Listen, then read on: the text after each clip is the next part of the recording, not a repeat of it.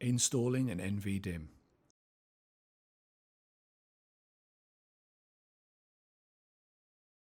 Open the air duct and then locate the NVDIMM in slot 11 on your controller module. Note, the NVDIMM looks slightly different to the system DIMMs. Locate the slot where you will install the NVDIMM. Make sure that the DIMM ejector tabs on the connector are in the open position and then insert the DIMM squarely into the socket. The NVDIMM fits tightly in the slot but should go in easily.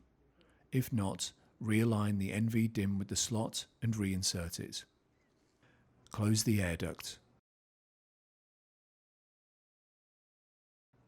Install the controller module. Refer to the video titled Installing the Controller Module for the procedure. After installing the controller module, you need to complete the following actions. Run diagnostics. Restore the controller module to operation after running diagnostics. Refer to the education course for the procedure.